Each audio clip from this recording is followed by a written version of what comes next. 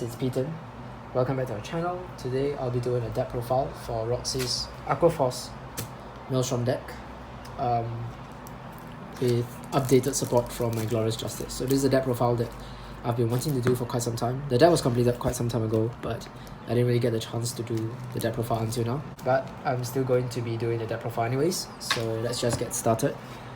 So the new VR is Blue Storm Supreme Dragon Glory Maelstrom. So this is the new VR from My Glorious Justice. It's a really good card and one of the reasons why Aqua Force is actually considered pretty strong right now. So Blue Storm Supreme Dragon Glory Maelstrom. Once per turn, counterblast 1. Until end of turn, your opponent cannot intercept and can only call up to one card from his or her hand to Guardian Circle for each battle. If your soul has a card with Maelstrom in its card name, all of your front row units get plus 10,000 power. So firstly, it blocks intercepts. Basically for all of your attacks, your opponent has to use cards from their hand, which means that you'll be able to burn a lot of your opponent's hand size if they want to guard your attacks. Aqua Force is actually an XL clan, and they're also known for having like multi-attacking rear guards like Tidal Assault as well as Algos, which do not gain power on their own, so their attacks are pretty small. And usually, before Glory Maelstrom was introduced, like players could just easily intercept with their grade 2 units to block those small swings that the deck puts out. So with the introduction of Glory Maelstrom, what happens is that your opponents will not be able to intercept, and they will have to use cards from the hand to guard for even your small attacks, which really burns your opponent's hand.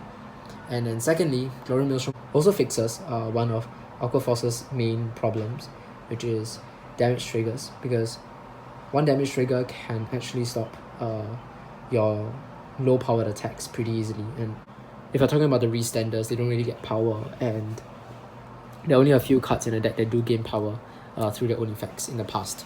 But of course, with this new set, we do have a couple of more cards that gain power, and one of them is Glory Maelstrom. Glory Maelstrom gives the entire front row plus 10,000, which means that if your opponents do check a damage trigger, this plus 10,000 power can actually negate the plus 10,000 power from the damage trigger checked by your opponent.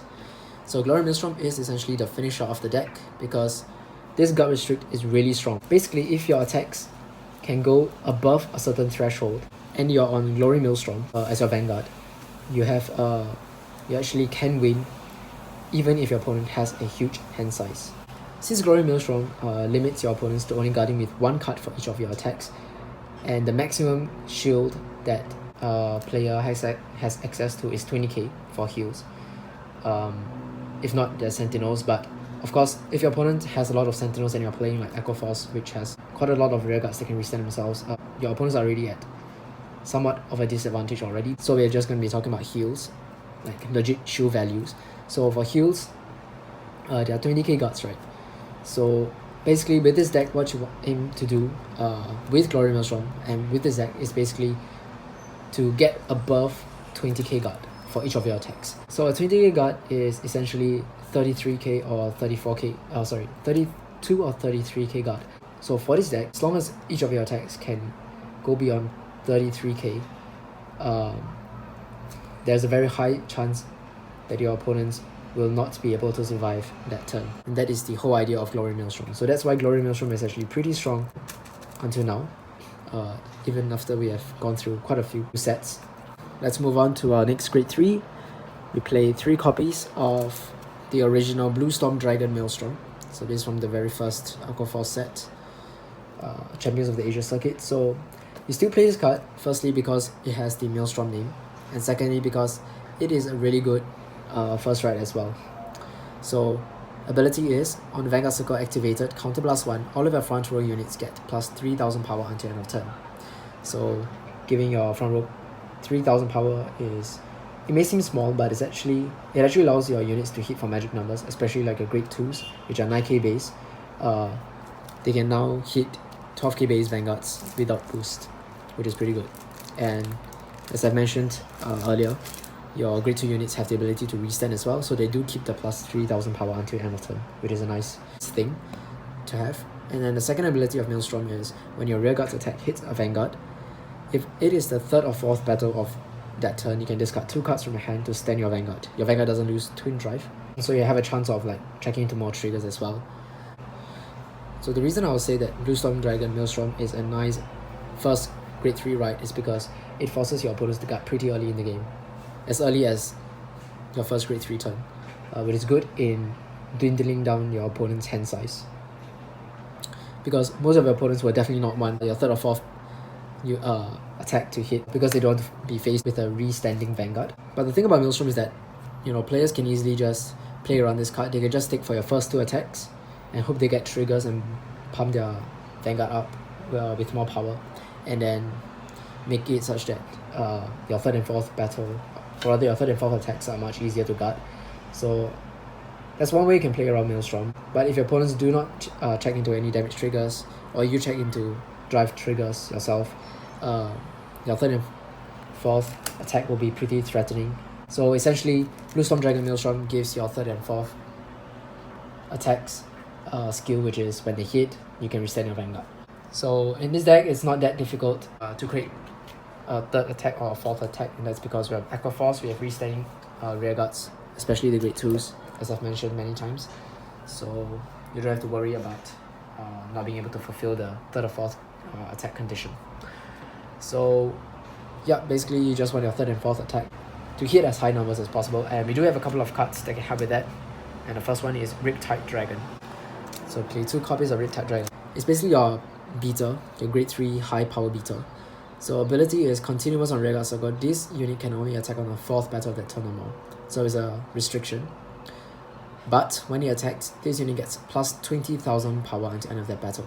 So Riptide Dragon hits for 32,000 power on its own, with the restriction that it can only attack on the 4th battle of the turn, which since your Aqua Force isn't that hard of a thing to accomplish. So this card works very well with Glory Maelstrom as well as Maelstrom. So as I've mentioned, with Glory Maelstrom, you want your units, especially your rearguards, to be hitting as high power as possible, so that to make it such that your opponents can literally not guard with anything other than Sentinels. And even if they guard with Sentinels, it's 2 cards gone from the hand, which is a bonus for you as well. So yeah, that's why this card works very well with Glory Maelstrom. With the original Maelstrom, it also works very well, because the original Maelstrom basically focuses on the 3rd and 4th battle. The reason why Riptide Dragon works very well with Blue Storm Dragon Maelstrom is that it hits for high numbers during the 3rd or 4th battle, or rather the 4th battle. So Riptide will be hitting for 32,000 power without any trigger boost on its own, which, if your opponent is on like a grade 2, is pretty hard to guard. They will pretty much have to drop like 2 cards from their hand to guard Riptide Dragon's attack. And because of that, Riptide Dragon is actually one of the rearguards on the field that your opponents will like to attack them. But Roxy just plays 2, because Riptide Dragon, you really don't want to write into this card. Firstly, it doesn't have a gift, and secondly, it doesn't do anything on the Vanguard circle. But then again, it's still a very strong rearguard to just give up entirely. And so yeah, Roxy is playing 2 copies. So that's Riptide Dragon. And not to mention, with Glory Maelstrom, Riptide Dragon will be able to hit for 42,000 on its own. And 42,000 is actually impossible to guard with only 1 card, except for Sentinels. So there are a lot of like other grade 3s you can play for this spot here, but in my opinion, Riptide Dragon is probably one of the better options, just because of its synergy with Glory Maelstrom and the original Maelstrom. For the grade 2s, we start off first with the main grade 2 of the deck, sort of. Marine General of the Restless Tides Algos. So this is the trial deck ace. Okay. So ability is, when it attacks, if it is the 2nd battle of that turn or more, you can counterblast 1, Soul Blast 1, and stand 1 of your rearguards. Second ability, when it's on a rearguard circle and it attacks, if it is the 1st battle of that turn, counterblast 1 and stand this unit. So this one of your restanders. I like the fact that it has a nice Vanguard skill as well that can allow you to go for grade 2 rush if you feel like it, and if you feel like your opponents will not check into any damage triggers. The deck actually has a searcher for Algos, so you want to be playing 4 copies of Algos to maximize the chances of searching into it. And that's pretty much it for Algos. So just a nice card that works well with Maelstrom in creating additional attacks, or rather with both Maelstroms, Glory Maelstrom and the original Maelstrom, in creating additional attacks. Alright, so the thing about Algos is that he doesn't get power, right? So if you call him onto like an XL2 circle, he's hitting for 14,000, which is like a 5k guard or an intercept. And he works well with Glory Maelstrom because it makes it such that for both of his attacks, your opponents will not be able to intercept with any of their units. So 5k attacks become like pretty tough to guard, because your opponent either has to call like grade 2 units from the hand to guard, or they have to overguard. So it's pretty good as well. And why he works well with the original Maelstrom is that he creates an additional attack to help you fulfill that 3rd or 4th attack condition. So yeah, 4 copies of Elgos, pretty much a staple in Aqua Force right now. The next grade 2 that we play, or rather Roxy plays, is Tidal Assault. So Tidal Assault is the other restander for the deck. So Tidal Assault's ability is when it attacks, Soul Blast 1, stand this unit, and if it is the second battle of that turn or more, this unit gets minus 5000 power until end of turn. So it's sort of like a restriction. It makes it such that Tidal Assault is best used as a first attacker. So basically, another restander to work well with Glory Maelstrom as well as the original Maelstrom in creating more attacks and putting more like pressure on opponents and decreasing opponent's hand size as well, because the opponent has to guard for 2 attacks with these 2 cards with a restander. So even though Tidal Assault and Elgo sorts of conflicts with each other in that both want to be like the first attacker of that turn, I like the fact that Tidal Assault doesn't necessarily have to be the first attacker. Elgos is a must, but for Tidal Assault's restand, you don't have to use him as the first attacker. You can restand him at whichever like wave you are in that turn. It's just that he gets a minus 5000 power, which can be mitigated if he's on like an XL2 or an XL1 circle. Or if you use him with Glory Maelstrom, because Glory Maelstrom pumps your entire front row by 10,000 power. So Tidal Assault will be about 19,000 on his own. And even if he gets minus 5,000 power, he will still hit for 14, which is able to hit Force Vanguards already if your opponents didn't check into the damage trigger. So, yup, Tidal Assault is a really nice card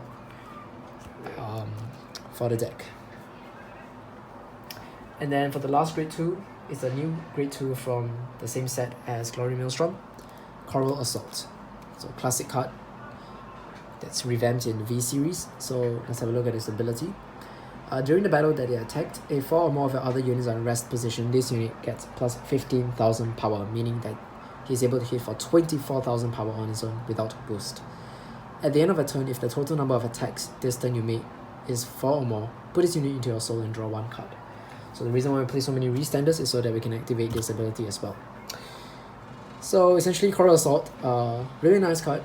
I like the fact that it gains power on its own, unlike the restanders, which, I mean, it's fair, everyone does their own thing in the deck, but having additional like beat sticks for the deck is really nice, especially when the entire goal of the deck is just to make your units hit as high number as possible, so that it is impossible for them to guard if you're on Glory Maelstrom. So 24, if you use Glory Maelstrom's skill that turn, he'll be hitting for 34,000 on his own, which once again is impossible to guard with 1 card apart from Sentinels. So if you have this on the field, if you have like 2 of these on the field and a Riptide Dragon on the field, pretty much one of your opponents will definitely be taking a damage that turn. So yep, if you run out of Riptide Dragons, Coral Assault is your next highest attacker for the deck. And the second ability is very useful against a lot of like field control decks that we are encountering nowadays. For example, Narukami, Murakumo, maybe even Tachikaze or Link Joker, which have the ability to spot remove your rear guards. So Coral Assault can evade that by putting itself into the sword and letting you 1 draw. So if you're up against like control clans and you know they're going to probably take out Coral Assault during their turn, you might as well just get rid of Coral Assault yourself and give yourself that 1 draw, which allows you to build up your hand sizes in the midst of having good offense. So yeah, there's 4 copies of Coral Assault. So the grade 2 lineup is a pretty standard lineup that I see a lot of Aqua Force players playing. That's because these 3 grade 2s are arguably the best grade 2s that Aqua Force standard currently has. This guy hits for high numbers and allows you to increase your hand size. The other 2 are restanders, which work really well with Glory Maelstrom's ability, since you're getting a lot of value out of Glory Maelstrom's plus 10,000 power and intercept lock ability by using cards that restand themselves, since that's 2 attacks for your opponents to, or rather 1 additional attack for your opponents to deal with than normal. Let's move on to the grade 1s. Roxy plays 4 copies of Storm Rider Nicholas. So as I've mentioned, Algos has a searcher for the deck, and that is Nicholas. So when Nicholas is placed on Vanguard Circle and Rearguard Circle, you can look at the top 7 cards of your deck, search for up to one copy of Algos, put it into your hand, shuffle your deck, and Nicholas gets plus 3000 power until end of turn. So absolutely costless card and really nice card. It's just a plus on to your hand if you do find the Algos. If not, Nicholas is pretty much just a free 11k attacker or a booster for the deck. An 11k booster is a really nice number, especially if you're using it to boost like the grade 2s or the grade 3s. Because if you boost a grade 3, your grade 3s will be hitting for 23,000 power at least. And if you boost Riptide Dragon, that's 32 plus 11, that's 43,000, which is once again impossible to gut if you're sitting on Glory Maelstrom, apart from Sentinels as always. But I should definitely mention, if your attacks are forcing opponents to use Sentinels, it's already a bonus for you, because using a Sentinel is 2 cards gone from their hand. So you're technically also burning your opponent's hand as well. So yeah, that's Nicholas. Really nice card, and it also makes for some good grade 1 plays as well. If you're going like second and your opponent already has a grade 2 Vanguard, he still hits for 11,000, which can hit a lot of grade 2 Vanguards, except for the 12k grade 2 Vanguards, which some players do play, but those are not very common as well. So yep, that's Nicholas, a really nice card overall. Next, we play 4 copies of Wheel Assault. So this is actually the deck's main grade 1 right target. Okay, so Wheel Assault's ability is, at the end of the battle you're boosted, choose 2 of your rear guards and you may exchange their position. When rolled upon, counterblast 1, draw 1 card, call a card from your hand to rearguard circle. Let's talk about the Vanguard skill first. So it's a good Vanguard because it allows you to get a +1 into your hand, even though you have to call 1, but if you're already planning to call that turn, you don't really lose any cards from your hand as well. And since it's a superior call, you can actually call down your grade 3s early on and just treat them as like 12k beat sticks during your grade 2 turns. And yeah, and 12k beat sticks are able to hit 12k, my aforementioned 12k Vanguards. And I like the fact that it draws as well, so because you draw, you can try to draw into your key pieces more quickly. So for example, let's say you're missing out a Maelstrom, a Glory Maelstrom or something, or rather a Maelstrom to write before you go into Glory Maelstrom. That extra draw can really help. And also if you're trying to get like your restanders, the extra draw can really help as well. Now the other ability, at the end of the battle, boosted, choose 2 of your and exchange their positions, is also really good in creating an additional attack. It basically reminds me of like Circuit Rock from Murakumo, except that Wheel Assault gives you the freedom to choose any of your rearguards. So let's say you have like a lot of attackers on your hand and not that many boosters, you can just call down those attackers to the back row and still be able to attack with them because of Wheel Assault's ability to just move them up and switch them with another rearguard that has already attacked. And it also allows you to abuse the XL circle by, so what you can do is you can attack with a rearguard on the XL circle first, then you attack with something that is boosted by Wheel Assault, and then use Wheel Assault's skill at the end of the battle that it boosted to just swap the card on the XL circle with a attacker in your back row that you called down because you have like a surplus of attackers in your hand or something.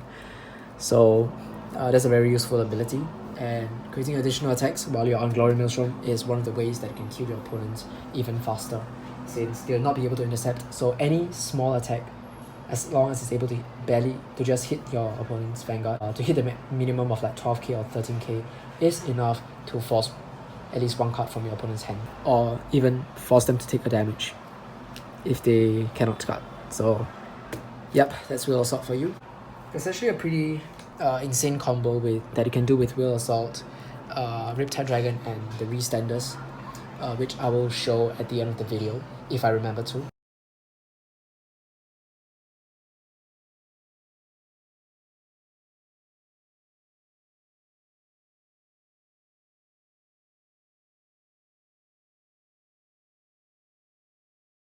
And before I move on, I would like to say that Nicholas's ability to search out Algos on your grade 1 turn means that you can also sort of like guarantee your rights and that you don't miss grade. Yep. So that's a good thing about Nicholas as well. If I like missing a grade 2 from my hand, Nicholas has the ability to try to search out a grade 2. And then the remaining grade 1s that Roxy plays are 2 copies of Calm Assault and 2 copies of Pton and I'm, one of my favourite cards. So we'll talk about Theo first.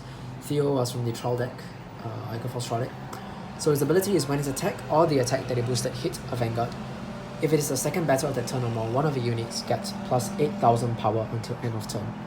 And as a free ability, all you have to do is to have either his attack or the attack that he boosted hits a Vanguard. So this is actually the best grade 3 or the best Vanguard booster for the deck.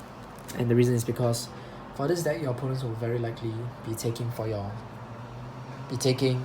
not guarding your Vanguard's attack, because it will just be too high for them to guard, and then you have the chance of checking the trigger. So if opponents are like 3 or less damage, they will most likely take for your Vanguard. So you can just put this behind your Vanguard and make your opponents think twice about guarding your Vanguard, because 8,000 power is it sounds like a pretty awkward number, but it's actually a number that can help you to form magic numbers. Because 8,000 power added onto a 9k body of a grade 2 means that you're hitting for 17,000 power, which is magic against the majority of Vanguards. Yeah, excel and protect Vanguards. So yeah, those 8ks really do help, and during Glory Maelstrom turns, those 8ks can become even more threatening, because attacks that could originally be guarded with only one card will become impossible to guard with only one card. An example that comes to my mind straight off the bat is, let's say you have a grade 2, right? On the Glory Maelstrom turn, your grade 2s will be hitting for 19,000 power, assuming you have a Maelstrom and a Soul. So 19,000 power is a 10k guard for most Vanguards, or rather all Vanguards, like all grade 3 Vanguards. So 10k guard, right? It's pretty easy. Your opponents can guard with triggers or with grade 1s. If Theo's attack hits, or the attack that he boosted hits, you can pass your 8,000 power to your grade 2 units, and suddenly they're hitting for 27,000 power, which, if your opponents are on a 12k Vanguard, means they have to guard with a heal trigger. Yeah, because triggers will only give them 27,000 and the attack will still go through. So suddenly your attacks become very much more threatening with that 8,000 power added. So that's why Roxy plays Theo, because it really helps putting more pressure on your opponents, allowing you to hit very threatening numbers, and just working very well with the deck overall. So yeah, that's Theo. I mean, it's a free skill as well, so you don't really use any resources. In fact, the great ones is that they are pretty much all free, except for Will Assault, as well as the next card that we're going to talk about. But the amount of resources they use isn't a lot, so there's a good thing about the great ones as well. Anyways, let's move on to the next grade 1. The last grade 1 of the deck is 2 copies of Calm Assault. Now, Calm Assault is a new card from My Glorious Justice, and is a card that actually works really well with Glory Maelstrom, in the same fashion as Pton and I'm. So I'll explain. So when your unit attacks, if it is the 3rd or 4th battle of this turn, you can Soul Blast 1, and that unit gets plus 5,000 power until the end of that battle. The nice thing about Calm Assault is that it's not once per turn, which means that if you have quite a lot of soul for some reason, maybe you keep rewriting, which you actually sort of do one if you're playing XL2, because the rewrite can give you a draw as well, so why not, and also create an additional circle for you. So anyways, back to the point.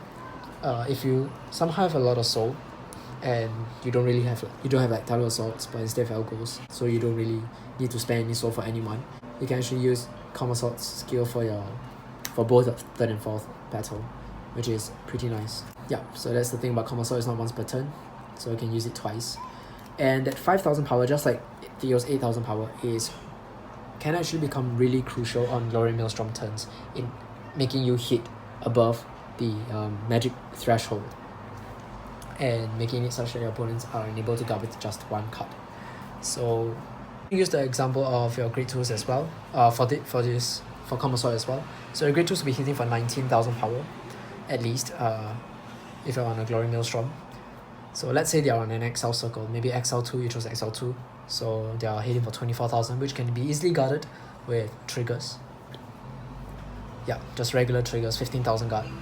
But if they attack on their 3rd or 4th battle, you can use Calm Assault skill, pass the 5,000 power to them. Suddenly they're attacking for 27,000.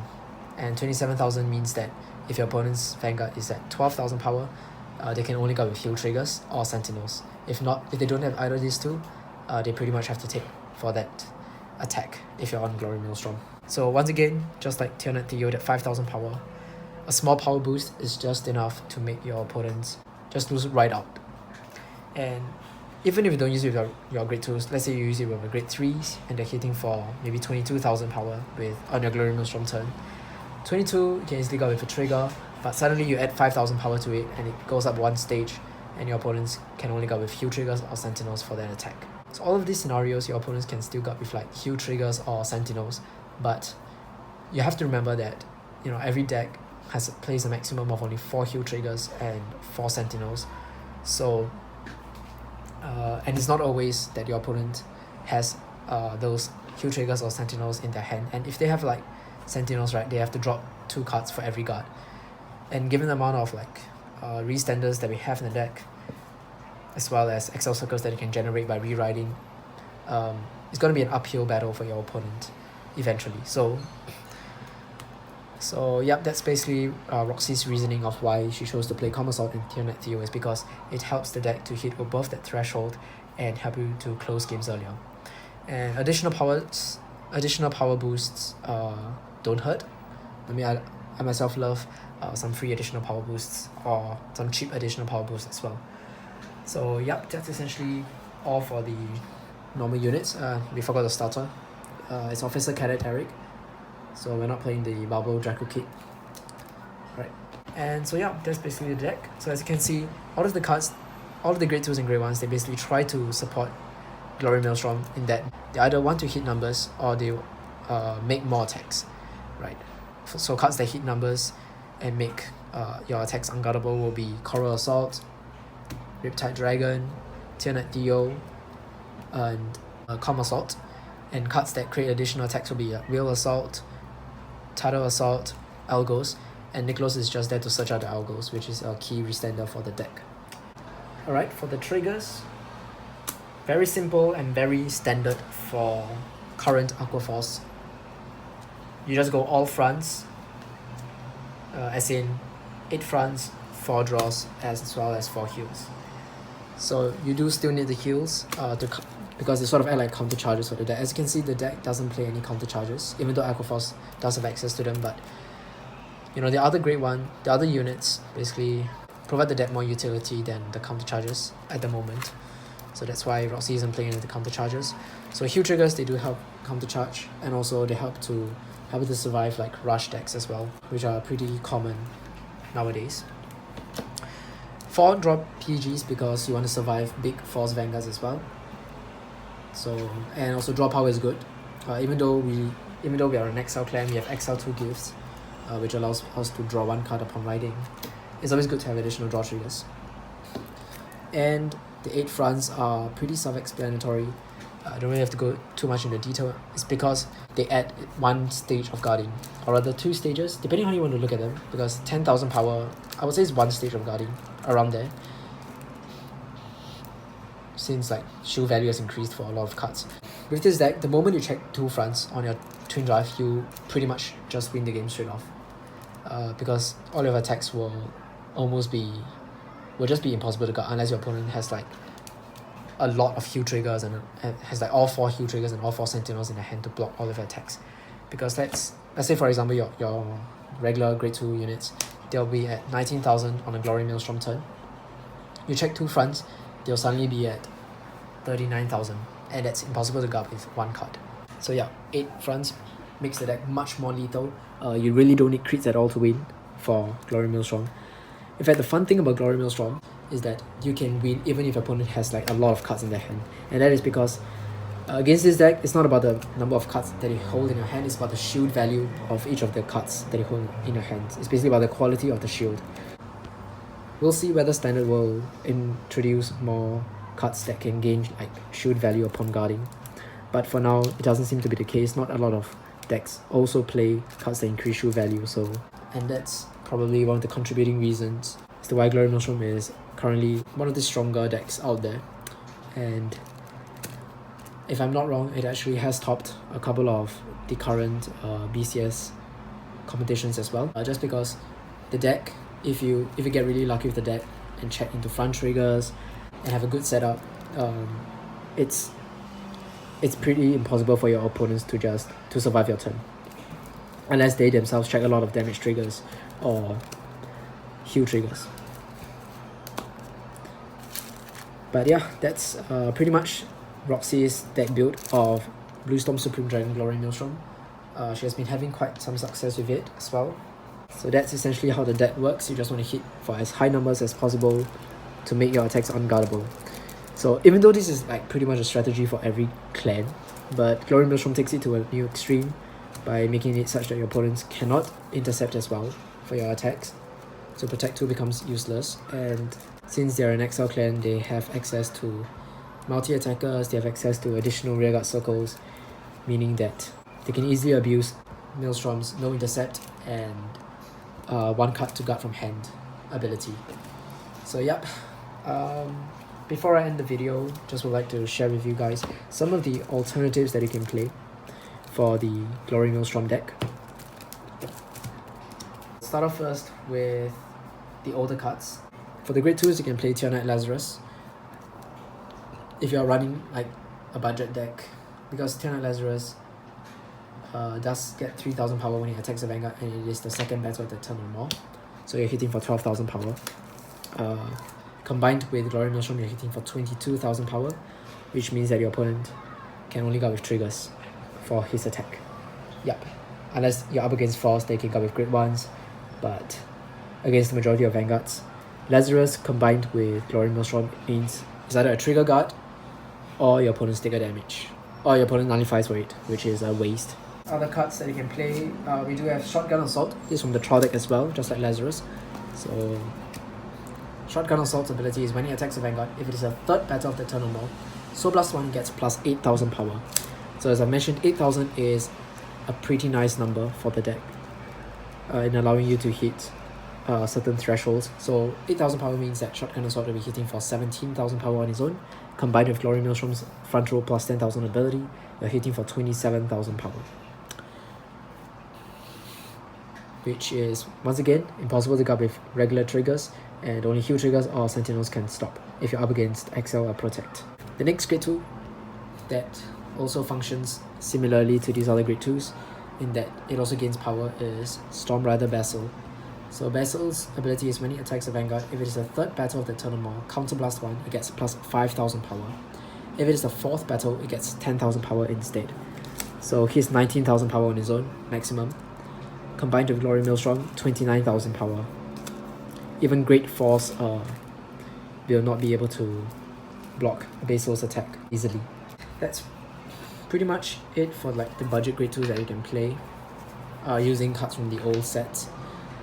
So you really only play these cards if you do not have access to like the Restanders and the Coral Assaults, because overall Coral Assault still gains more power than all of them, and the Restanders, they're much better like throughout the entire game because they provide for a grade 2 rush, and the additional attacks can be really helpful in helping you to like snipe off important rearguards as well. So sometimes it's not all about the power, so that's why Roxy actually prefers the Restanders because they are a bit more versatile, and having too many like power up units is a bit overkill for the deck, given that Glory Maelstrom already gives the front row plus 10,000 power, albeit needing Maelstrom in the soul.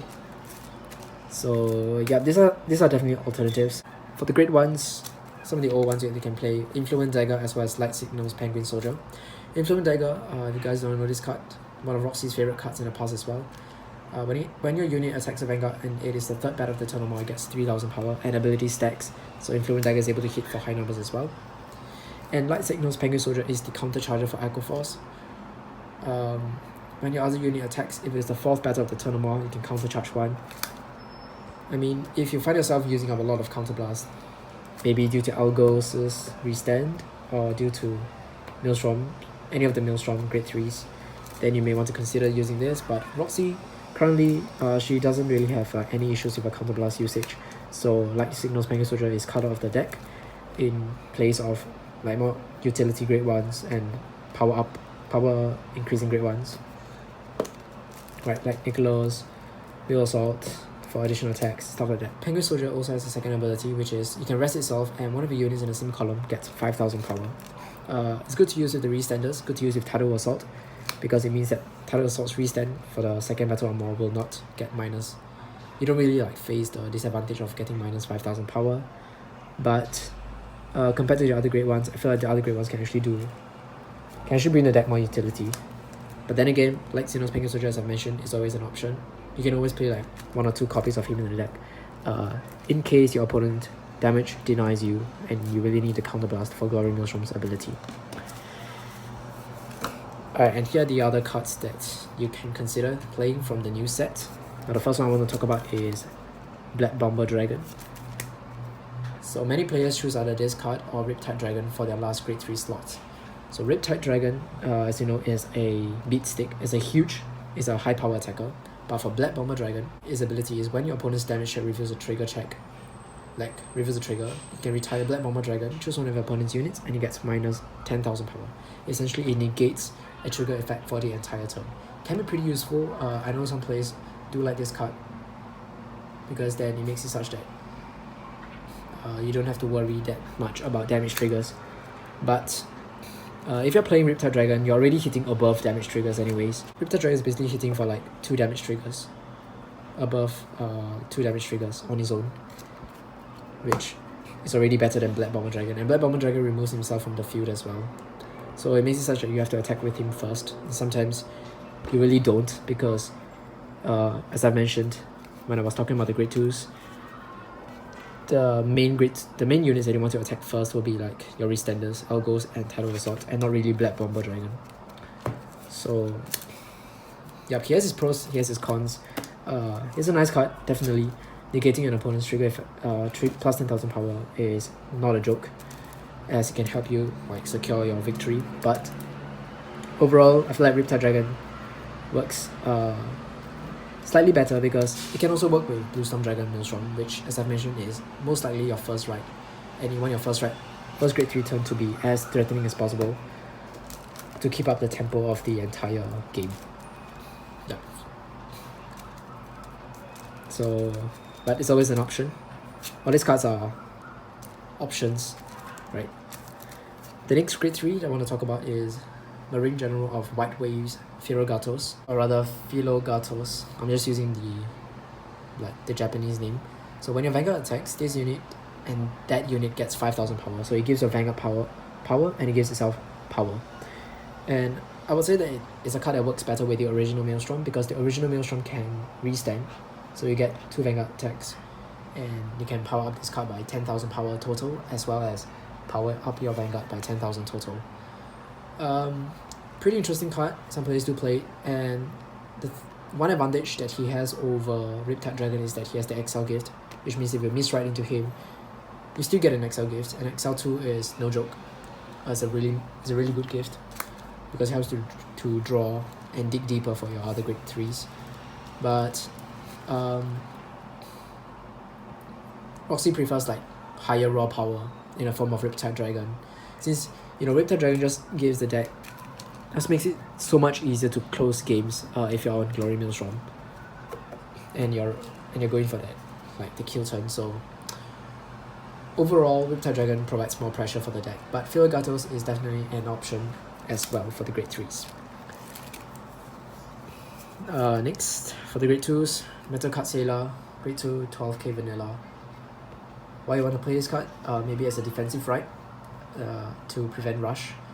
So a lot of decks can rush nowadays, and having a defensive 12k Vanguard means that your opponent has to call at least like 1 more rearguard to the back row to boost an attack towards it. So can be pretty useful, and it's essentially like a grade 3 vanilla on the rearguard circle as well. And also it can work sort of with Glory Maelstrom in hitting numbers like 22,000 power or 27,000 power on XL2. So there's that. And then these are the blue waves, or rather the blue wings, sorry. Blue waves is the G cards, but the blue wings, you can play the blue wings together with the deck as well. So I've seen some lists where they just put in the blue wings as support cards for Glory Maelstrom. So what the blue wings do, if you guys do not know yet, is that they all have the ability to restand when you check a heal trigger for no cost. They can restand for no cost, and each of them actually has pretty unique abilities. Like Basilia is able to search for more blue wings. Simeon is a 11k base grade 2, which is pretty decent as a first grade 2 ride. Maxios is a power ups the entire field. Macarios gives like resist to your blue wings, and then we have like a double rare, which I actually forgot to take out of my binder, but I'll just put a picture here. So there's that as well. So I mean, you can definitely play the blue wings engine for Glory Maelstrom, but overall I feel like it is less consistent than what we have now, than like actual restanders in the form of Algos and Tidal Assault. You don't want to be betting on a heal trigger every time you want to restand. So but I mean, they're good for a budget option because blue wings are really cheap right now, so they're good for a budget option if you're thinking of playing that. And Roxy right now is in the midst of crafting a blue wings deck, so just for fun, it's a just for fun kind of deck. Alright, so those are the options that you can play.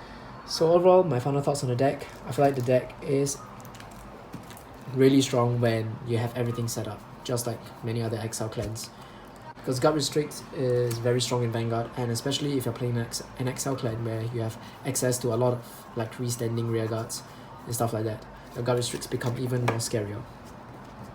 So that's basically like one of the things that makes this deck so strong. But the deck also has its inherent weaknesses, being an XL clan and being a clan that focuses a lot on your rear guards.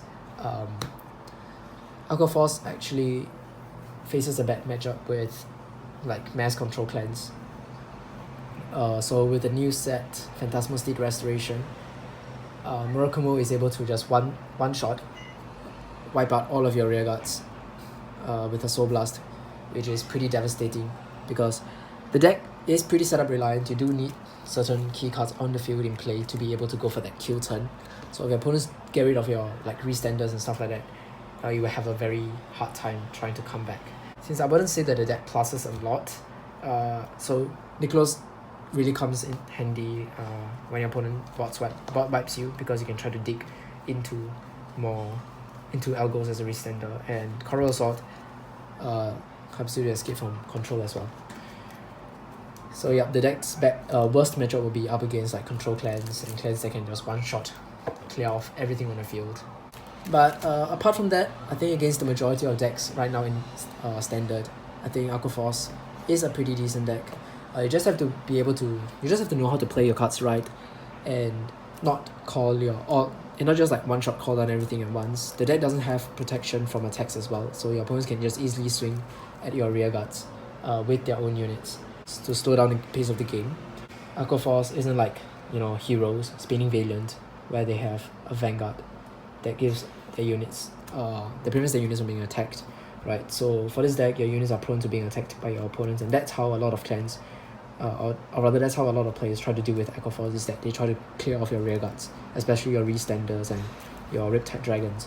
So for the deck, I think every time you just want to be having only one restander, about 1 or 2 rear guards, restanders on your field at a time, at any point in the game, until it's time for a kill turn, just so your opponents doesn't try to like one-up you before you have everything set up. So yep, overall that's the deck. If you have any queries or any comments to make about the deck, do leave them in the comment section down below. And if any suggestions like how to make the deck better, or maybe if you're playing Aqua Force, maybe you can share some of your card choices in the comment section down below as well. I hope you guys enjoyed the video. More videos will be out soon. I'm sorry if my explanations aren't that clear, because I myself don't play Aqua Force, and what I'm speaking out of like experience against playing against the Aqua Force decks. So yeah, I hope everything was clear in this video. Thank you guys for watching once again. Bye guys.